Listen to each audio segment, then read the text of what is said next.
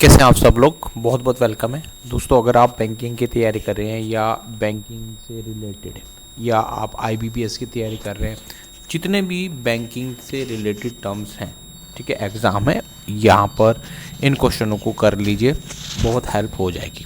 ठीक है, तो सबसे पहले हम लोगों को क्या है, इनको देखना है। पहला क्वेश्चन हम लोग देख रहे हैं कि विदेशों में अध्ययन के लिए प्रदान किए गए लिए ऋण का जो शब्द होता है वो कौन सा होता है। चार ऑप्शन हमारे पास है। इन चार ऑप्शन में से आपको बताना है कि भाई चार ऑप्शन में से आंसर कौन सा होगा। ठीक है, बंधक है, शैक्षिक ऋण है, उच्च शिक्षा ऋण है, मास्टर लोन है, या इनमें से कोई नहीं।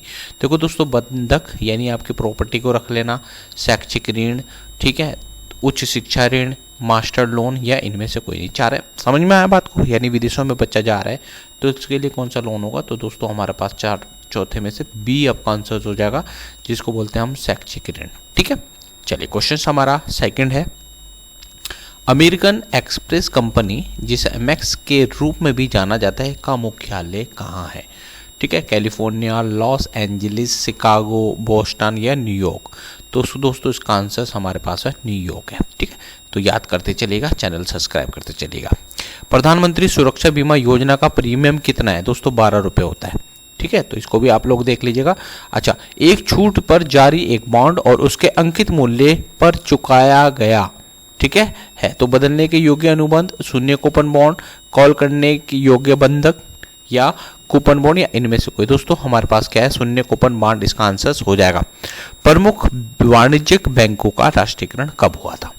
अब सबसे पहले आप मुझे बताएंगे कि किसी भी बैंक का राष्ट्रीयकरण करना आवश्यक क्यों है, या तो प्राइवेट बैंक हो या गवर्नमेंट बैंक हो। सबसे पहले तो दोस्तों इसका आंसर सबसे पहले आप मुझे बताएंगे, इसका आंसर क्या है कि प्रमुख वाणिज्यिक बैंकों का राष्ट्रीयकरण यानी नेशनलाइजेशन हमारा सबसे पहले इसका 1969 में प्रमुख वाणिज्यिक बैंकों का राष्ट्रीयकरण हुआ था।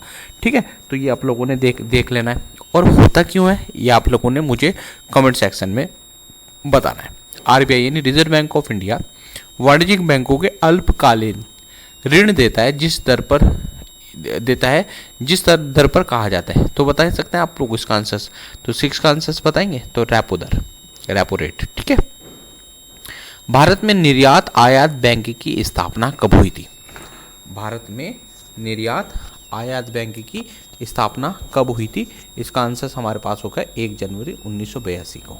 1 जनवरी 1982 में भारत में आयात निर्यात बैंकों की यानी एक्सपोर्ट इंपोर्ट बैंक की स्थापना 1982 में हुई थी। क्वेश्चन हमारा 8 है, वह दर जिसके नीचे बैंक आमतौर पर उधार नहीं दे सकते कहा जाता है। बता सकते हैं, आधार दर, मंजिल दर, रेपो दर। ठीक हो गया, और कॉल मनी रेट या छूट दर क्या हो सकता है इसका आंसर क्वेश्चन नंबर 8 का। तो दोस्तों आधार दर, ठीक है, ये वह दर है जिससे इसके नीचे बैंक क्या है, उधार नहीं दे सकते। क्वेश्चन नंबर 9 देख लीजिएगा। हमारे देश में बैंक जमा के लिए बीमा कवर द्वारा प्रदान किया जाता है। ठीक है, तो state bank of India, Bharat सरकार, GIC, LIC, DICCGC। ठीक है, तो इसका आंसर हमारे पास कौन सा होगा। ठीक है, यानी हमारे देश में बैंक जमा के लिए बीमा कवर द्वारा प्रदान किया जाता है, DICGC। ठीक है, तो ये आप लोगों को आंसर्स देख लीजिएगा। प्लास्टिक मनी शब्द से तात्पर्य है, बहुत बार पूछा गया है, ATM या credit card. All time money ऐसे, इसका दूसरा नाम एसिक्रोनस ट्रांसफर मोड भी होता है। तो इसका आंसर हमारे पास आ गया है। तो इसका आंसर है ATM कार्ड या डेबिट कार्ड। ठीक है, ये जितने भी होते हैं ये प्लास्टिक मनी के अंदर आते हैं, यानी इसका प्लास्टिक मनी किसे बोलेंगे, ATM कार्ड। ठीक है, डेबिट कार्ड, आप जाएं किसी भी ATM में पैसे निकाल के लिए आए, तो ये हमारा आंसर हो गया। चलिए आगे बढ़ते हैं क्वेश्चन नंबर 11 पे। भारतीय रिजर्व बैंक द्वारा जारी किए गए मुद्रा नोटों पर भाषाओं की कुल संख्या कितनी होती है देखे रखते हैं हम लोग, देखते हैं। ठीक है, तो 22 होते हैं दोस्तों, इस पर टिक मारेंगे, 22 आंसर हमारे हो गया। भारत के निजी बैंकिंग क्षेत्र में FDI की अनुमति है कितनी, बताइए FDI की अनुमति कितनी है दोस्तों, बता सकते हैं। तो दोस्तों इसकी FDI 74% ही है रखी गई है। ठीक है भाई, तो इसको टिक लीजिएगा। भारत में निजी बैंकिंग क्षेत्र में FDI की जो अनुमति है वो 74% है। क्वेश्चन हमारे पास है, बैंकिंग क्षेत्र में वित्तीय संकल्प प्राधिकरण से संबंधित है। बैंकिंग क्षेत्र में वित्तीय संकल्प प्राधिकरण से संबंधित है। तो इसका आंसर हमारे पास क्या होगा, देखो, दोहरे कराधान, ठीक है, दोहरे कराधान के मामले और असफल वित्तीय संसाधन, यही होगा दोस्तों इसका आंसर ना, ठीक है, असफल वित्तीय संसाधन के मामले। तो ये आप लोगों ने टिक कर लीजिएगा। ओके, क्वेश्चन हमारे पास, अच्छा देखो 50 क्वेश्चन करेंगे, इसमें 100 क्वेश्चन नहीं करेंगे, 50 क्वेश्चन करते निकलेंगे, हर वीडियो में 50 क्वेश्चन हो गए। पुनर्निर्माण और विकास के लिए यूरोपीय बैंक का मुख्यालय कहाँ है? यूरोपीय बैंक का मुख्यालय कहाँ है? 14 यानी 40 नंबर का क्वेश्चन है, तो लंदन है, तो इसको आप लोगों ने टिक कर लेना है। ठीक है, पुनर्निर्माण विकास के लिए यूरोपीय बैंक का मुख्यालय कहाँ पर है? लंदन में है। चलिए क्वेश्चन हमारे पास है 15वां, एक संविदात्मक धन नीति के तहत आरबीआई ब्याज दरों का निर्धारण करता है, यानी बढ़ाएगा, घटाएगा, रोजगार स्तर बढ़ाएगा, अर्थव्यवस्था में धन की आपूर्ति को बढ़ावा देगा, नियंत्रण मुद्रास्फीति करेगा। तो इसका आंसर बता देंगे आपको क्या होगा? तो इसका आंसर हमारे पास दोस्तों होता है नियंत्रण मुद्रास्फीति। एक संविदात्मक धन नीति के तहत आरबीआई ब्याज दरों को नियंत्रित करता है मुद्रास्फीति के द्वारा। ठीक है, जब इसकी बड़ी क्लासेस होंगी तो आपको मैं यहाँ समझाऊंगा। ठीक है, किसी व्यक्ति द्वारा व्यक्तिगत क्षमता में बैंक खाता खोलने के लिए आवश्यक न्यूनतम आयु क्या हो सकती है? बैंक कब कब खोलता है भाई, बताओ कोई? एक व्यक्ति द्वारा व्यक्तिगत क्षमता में बैंक खाता खोलने की आवश्यक न्यूनतम आयु कितनी होनी चाहिए? तो दोस्तों इसका आंसर आपको सोच भी नहीं सकते हो, 10 साल। ठीक है, 10 साल से छोटा बच्चा, ठीक है, वो तो अपनी 10 साल की न्यूनतम उम्र रखी गई है। ठीक है भाई, चलिए क्वेश्चन हमारे पास है अगला, भारत सरकार की ओर से भारतीय रिजर्व बैंक द्वारा जारी किए गए खजाने के बिल में न्यूनतम निवेश क्या है? बताएं, 50,000, 1 लाख, 25,000, ठीक है, 10,000, न्यूनतम निवेश पर कोई सीमा नहीं है। बताइए आंसर कौन सा है दोस्तों? इसका आंसर हमारे पास 25,000 है, यानी भारत सरकार की ओर से भारतीय रिजर्व बैंक द्वारा जारी किए गए खजाने के बिल में न्यूनतम निवेश 25,000 रुपये है। क्वेश्चन हमारे पास 18 देखें, बैंक में जमा करने की तारीख से पहले की तारीख वाले चेक को क्या कहा जाता है? बताओ क्या कहा जाता होगा? 18 आंसर है, तो इसका आंसर हमारे पास है ई, एंड डेट चेक। ठीक है, एंड डेट चेक। ठीक है, तो इसको आप लोगों ने देख लीजिएगा। क्वेश्चन हमारे पास है, 1 रुपये की करेंसी नोट पर हस्ताक्षर होते हैं, किसके होते हैं? 1 रुपये के नोट पर किसके हस्ताक्षर होते हैं बताओ? भारत सरकार के, भारत के राष्ट्रपति, भारत के उपराष्ट्रपति, वित्त सचिव, वित्त मंत्री या वाणिज्यिक मंत्री। क्या होगा आंसर 19 का? सोचे। तो दोस्तों ये वित्त सचिव के साइन होते हैं, 1 रुपये से जो करेंसी होते हैं उस पर, यानी वित्त सचिव के अंडर होता है, ध्यान रखना। ठीक है, चलिए क्वेश्चन हमारे पास 20 है, एक अंकित मूल्य से कम मूल्य पर जारी किया गया बॉन्ड और उसके अंकित मूल्य पर देय तिथि पर कोई ROI यानी ब्याज दर कहा जाता है। क्या कहा जाता होगा 20 का आंसर बताइए? तो 20 वाला हमारे पास पसंद बॉन्ड, शून्य कूपन बॉन्ड होता है। ठीक है, शून्य कूपन बॉन्ड होता है, इसको आप लोगों ने याद कर लेना। ठीक है भाई, चलिए अगला बढ़ता है क्वेश्चन हम, हाल ही में भारत ने प्लास्टिक करेंसी नोटों को लाने का फैसला किया है। कई अन्य देश पहले से ही प्लास्टिक नोट का उपयोग कर रहे हैं, लेकिन इस क्षेत्र में अग्रणी है। कौन सा देश plastic money, debit card, credit card चलाता होगा? बताओ कौन सा देश ज्यादा चला रहा है? अग्रणी कौन सा है? तो ऑस्ट्रेलिया। ठीक है दोस्तों, ऑस्ट्रेलिया है, तो याद रख लेना। स्वीडन छोड़ो, इंग्लैंड छोड़ो, फ्रांस छोड़ो, संयुक्त राज्य अमेरिका छोड़ो, ऑस्ट्रेलिया टिक कर लेना। ठीक है, चलिए अगला क्वेश्चन है, भारतीय महिला बैंक का उद्घाटन किसने किया था? भारतीय महिला मतलब इस बैंक के अंदर महिलाएं होंगी। ठीक है, चाहे वो पियून हो, चाहे मैनेजर हो, चाहे हमारे पास ठीक है पैसा जमा करने वाली हो। ठीक है, तो सारी महिलाएं हैं। तो बता सकते हैं कौन सा आंसर होगा इसका? इसका आंसर हमारे पास सोनिया गांधी ने, तो सोनिया गांधी तो हो ही नहीं सकती है ना, पी चिदम्बरम, मनमोहन सिंह, डी सुब्बा राव, या इनमें से कोई नहीं। कौन हो सकते हैं बताएं? 22वां क्वेश्चन हमारे पास है, बोलिए। तो जो हमारा होगा मनमोहन सिंह जी थे। ठीक है, बहुत ही खतरनाक इकोनॉमिस्ट।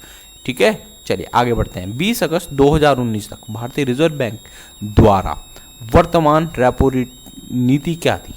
ठीक है, अभी नहीं, ये तो पुराना था। क्या है बता सकते हैं? 20 अगस्त 2019 तक कितनी थी? कितनी थी भाई? 23 का आंसर बताइए जल्दी। तो 23 का आंसर जो हमारे पास सी है 5.1%। ठीक है, अच्छा चलिए आगे बढ़ेंगे। भारत में बैंकिंग प्रणाली के संदर्भ में IFSC कोड क्या है? बोलते हैं ना भाई IFSC कोड क्या है? जब आप किसी भी जगह पर जाओ और वहाँ पर क्या है बैंक अकाउंट डालो तो उसमें IFSC कोड होता है भाई। क्या होता है उसका मतलब? देखो, भारतीय वित्तीय संरचनात्मक संहिता, भारतीय कार्यात्मक प्रणाली गणना, भारतीय वित्तीय प्रणाली कोड, भारतीय वित्तीय सामाजिक संहिता। तो इसका आंसर क्या होगा? 24 का। तो 24 का जो हमारा है भारतीय वित्तीय प्रणाली कोड। ठीक है, जब भी आप किसी के अकाउंट में पैसे डालते हो तो बोलते हो ना भाई बैंक नंबर बताओ, फिर बोलेगा भाई आप क्या है, उसका क्या है, आईएफएससी कोड बताओ। तो भारतीय वित्तीय प्रणाली कोड है। ठीक है, भारतीय वित्तीय प्रणाली कोड है, तो इसको आप लोगों ने याद रख लेना है। क्वेश्चन हमारा 25 है, सोना और चांदी डैश के उदाहरण है। फिएट पैसे क्या होगा? तो इसका है फिएट पैसे, कमोडिटी मनी, प्रतिनिधि पैसा, रिजर्व मनी, कमर्शियल बैंक। क्या होगा? सोना और चांदी डैश किसके उदाहरण है? किसके उदाहरण है हमारे? तो ये हमारे पास जो है प्रतिनिधि पैसे हैं, तो ये प्रतिनिधि पैसे का उदाहरण होता है सोना और चांदी। ठीक है, चलिए इसमें आपने और कुछ टिक नहीं करना है। चलिए, भारत में एक भुगतान बैंक में अधिकतम कितनी राशि हो सकती है? अब आप क्या टिक करोगे? सबसे ज़्यादा वाला करोगे या सबसे कम वाला करोगे? तो इसमें बताइए। तो ये ध्यान रखना, ये इकाई, दहाई, सैकड़ा, हजार, 10,000, लाख, 1,00,000 रुपए। ठीक है, चलिए आगे बढ़ते हैं। भारत का कौन सा वाणिज्यिक बैंक द्वारा वाणिज्यिक बैंक हाल ही में ब्रांच ऑन व्हील शीर्षक से एटीएम के साथ मोबाइल शाखा शुरू करने वाला पहला बैंक बना है? कौन सा बना होगा दोस्तों, बताएं। तो दोस्तों हमारे पास आईसीआईसी बैंक ऐसे काम करता है। ठीक है, चलिए आगे बढ़ते हैं। ICICI bank. ठीक है, चलिए, किसी व्यक्ति द्वारा किसी अन्य व्यक्ति को जारी किए गए चेक के लिए क्या है जिसमें जारी करने की तारीख कुछ दिनों के बाद एक तारीख जो अभी आना बाकी है? क्या होगा बताओ? ये हमारे पास 28 का आंसर। ठीक है, तो आप लोगों ने सुना होगा पोस्ट डेटेड चेक। ठीक है, एक होता है एंटी डेटेड चेक, एक होता है पोस्ट डेटेड चेक। ठीक है, तो इसका आंसर यही हमारा होगा। एक क्वेश्चन से पहले था जिसमें एंटी डेटेड चेक था। ठीक है, चलिए, भारत की बैंकिंग प्रणाली के संदर्भ में एनईएफटी का क्या अर्थ है? एनईएफटी कराते हैं ना बैंक में जाकर के, बताइए क्या है एनईएफटी का अर्थ? एनईएफटी का अर्थ क्या है? National electronic funds transfer. ठीक है दोस्तों, नेशनल एनईएफटी बोलते हैं ना, एनईएफटी करते हैं नेशनल इलेक्ट्रॉनिक फंड ट्रांसफर। ठीक है, एनईएफटी की फुल फॉर्म है। क्वेश्चन हमारे पास 30 है, भारत में बैंकिंग प्रणाली के संदर्भ में आरटीजीएस की फुल फॉर्म क्या है? दोस्तों ध्यान रखना, एक एक होता है हमारे पास आरटीजीएस होता है, एक होता है हमारे पास, ठीक है, आरटीजीएस हो गया, और दूसरे वाले पास वो एनईएफटी। ठीक है, तो ये आप मुझे बताएंगे क्या है इसका आंसर। तो भारत में बैंकिंग प्रणाली के संदर्भ में आरटीजीएस की फुल फॉर्म क्या है, बताइए दोस्तों। 30 क्वेश्चन है। तो दोस्तों हमारे पास रियल टाइम ग्रॉस सेटलमेंट होता है, ये तुरंत हो जाता है। ठीक है, कभी आप लोगों ने क्या होगा, आप बैंक में, जैसे हम लोग बैंक में तो हम लोग करते हैं। ठीक है, तो ये आरटीजीएस हो गया, ठीक है, एनईएफटी हो गया, तो ये सब कुछ होता है। अच्छा, बैंकिंग में आईएमपीएस का फुल फॉर्म क्या होता है? आईएमपीएस होता है ना।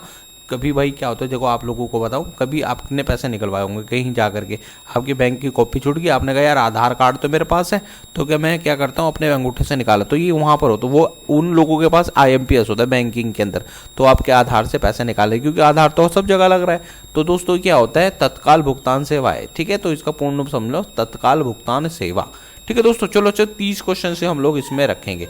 ठीक है, 31 क्वेश्चन हम लोगों ने इसमें रखे। आगे हम थोड़े थोड़े क्वेश्चन करते जाएंगे, जिससे आपको 10-10, 15-15 मिनट में क्वेश्चन तैयार होते रहेंगे। ठीक है, तो अब है हमारे पास पूरे 100 क्वेश्चन है इस सीरीज में, तो 100 क्वेश्चन हम लोग करेंगे। ठीक है, सीरीज फर्स्ट करके रखेंगे, इसका नाम सीरीज सेकंड, सीरीज 6, थर्ड। ठीक है, 30 क्वेश्चन कर लेना, 31 बहुत है आज के लिए। चलिए, थैंक यू सो मच, जय हिंद, जय भारत। चैनल सब्सक्राइब जरूर करना दोस्तों।